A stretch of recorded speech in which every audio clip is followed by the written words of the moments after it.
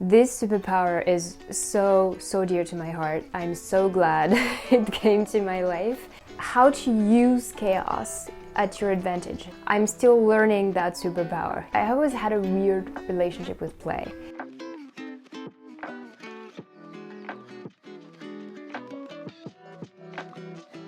Hello mamas!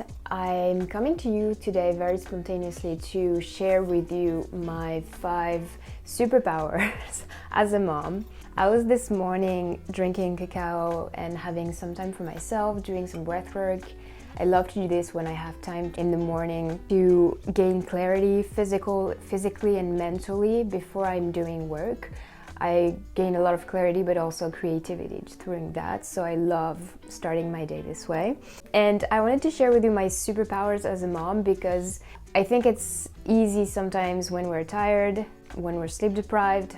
I'm with you in here. my daughter still doesn't sleep through the night. So when we're tired, when we're lonely, to focus on what we're not doing right, what we are missing from our old life, how we've been diminished by becoming a mom. And it's so easy to forget how we've been enhanced and how we've been gifted through that process.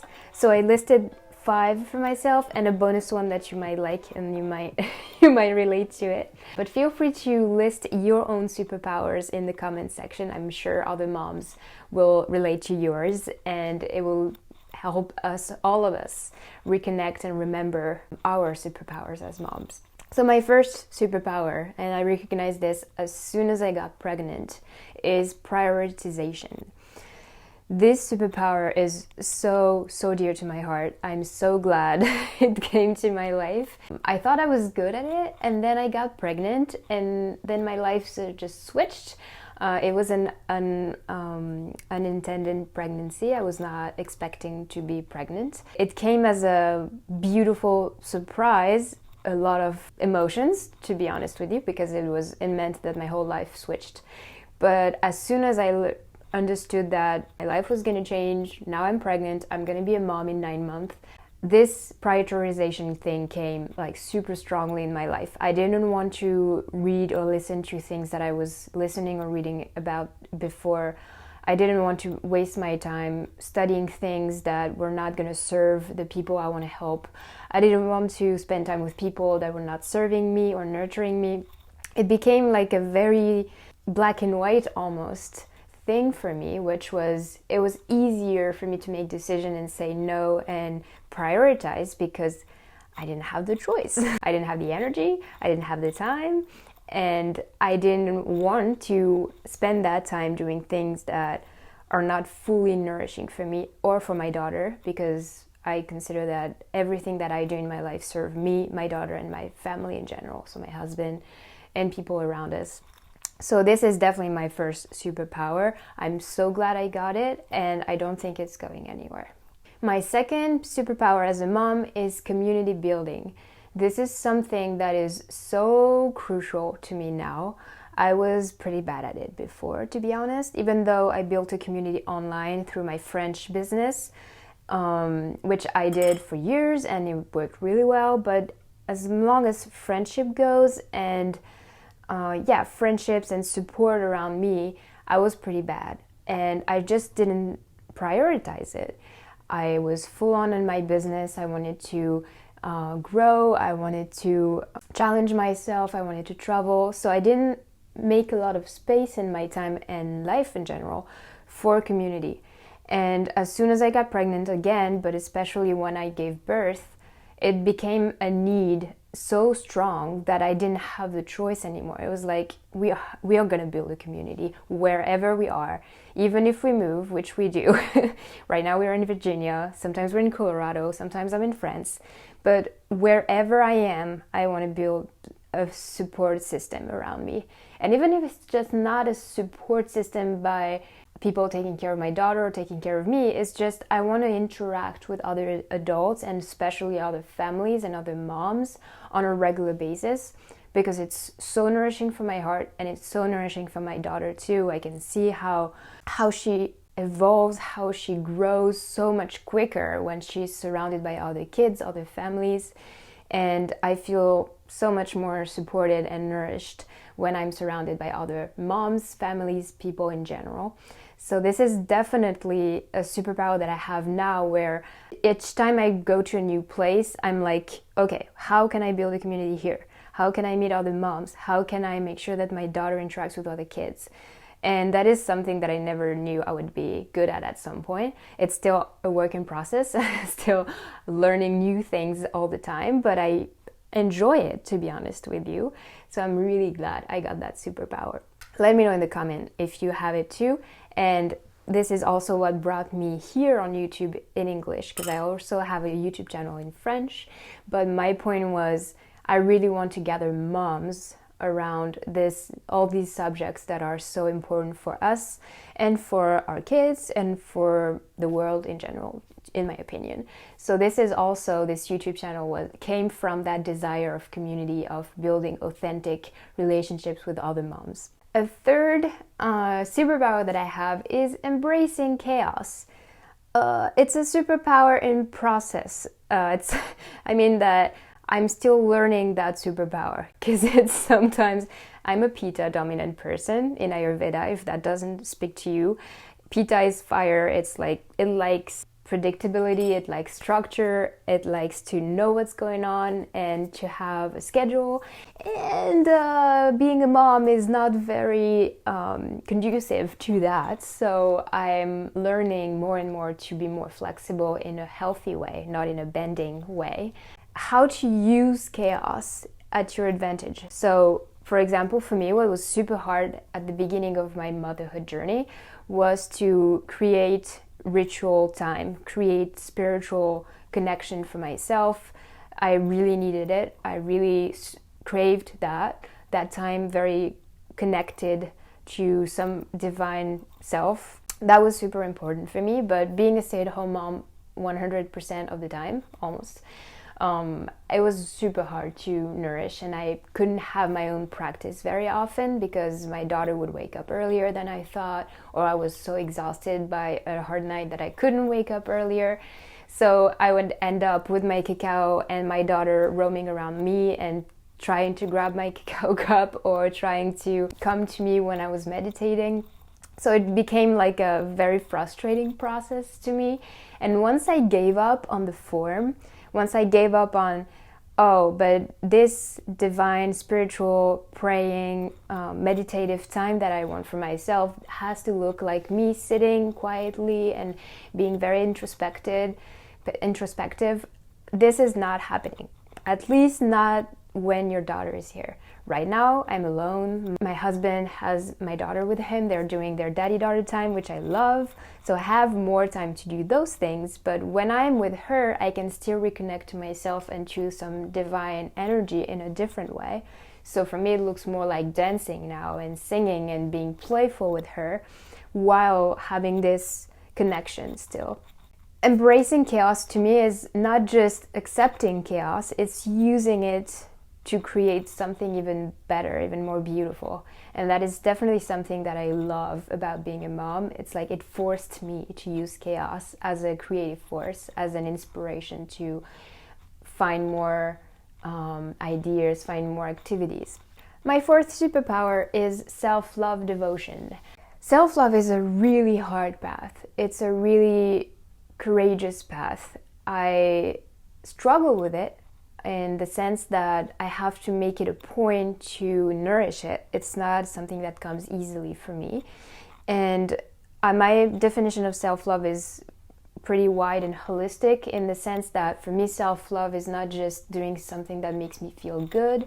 It also going to see the parts of me that are not feeling good and integrating them. So sometimes it's very uncomfortable to self-love, but at the end, you always feel more whole, more yourself.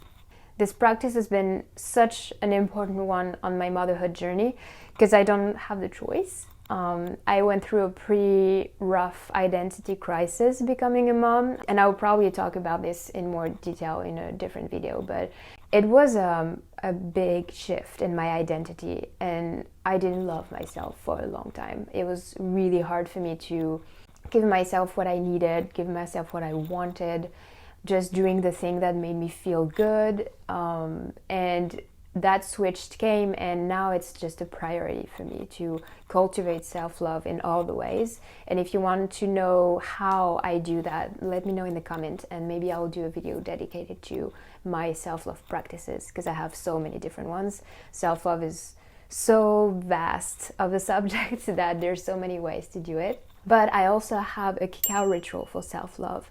So if you want to cultivate this for yourself, feel free to click on the link in the description of this video, and I will try to put it here too, to make it really practical with cacao and have a moment for yourself. And something that was really crucial for me was like to realize that my daughter was going to learn how to love herself through me and through my husband and through the people she has around her. So if I don't do it, she's not going to know how to do it herself.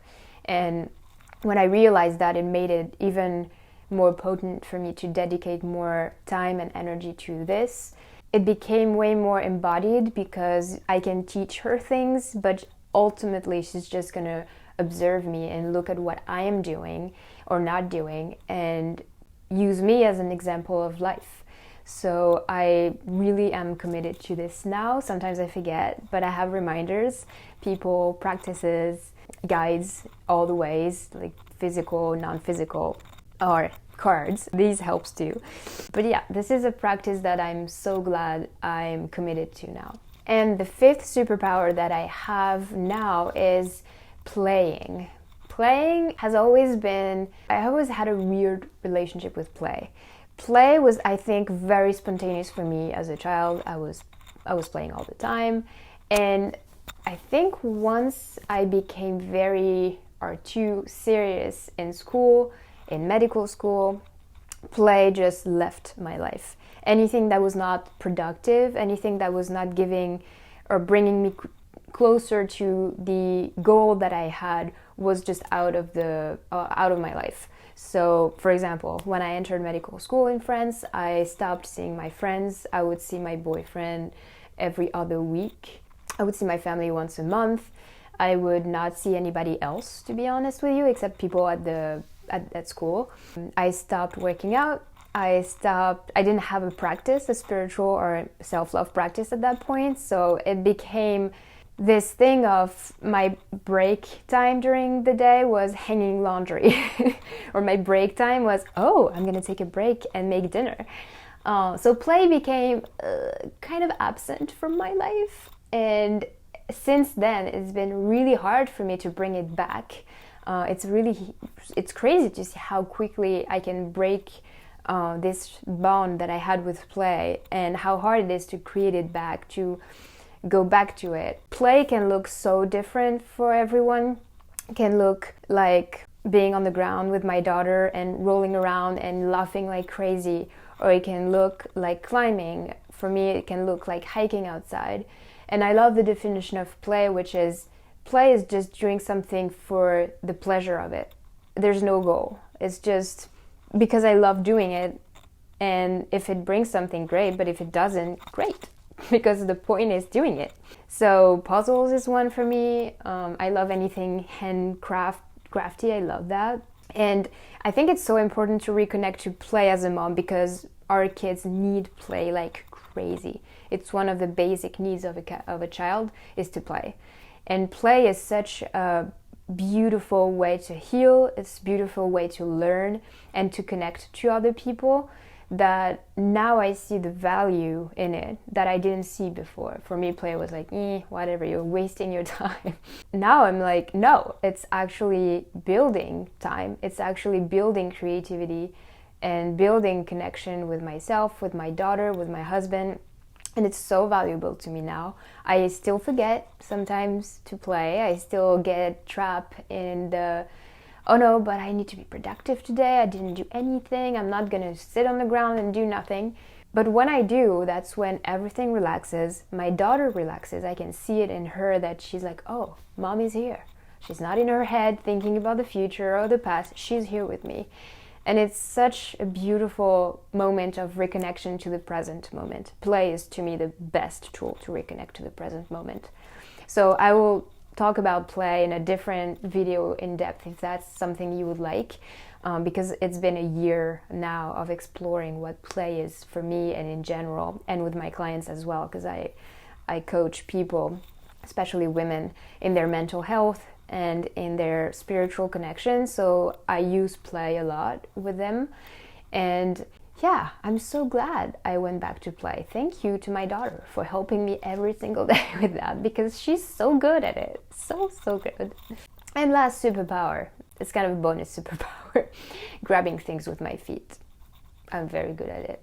I mean, at some point, I don't have the choice. I carry my daughter a lot. I have her in the baby carrier since she was born.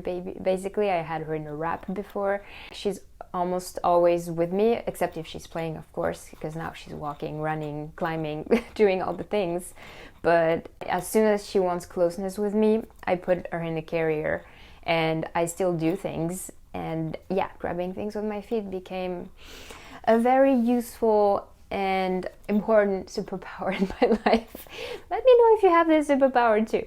Thank you so much for being here. Thank you so much for watching this video until the end. Please let me know in the comments section what is your superpower as a mom. So if you've been here the whole video, please put 5 emojis that represent your 5 superpowers as a mom.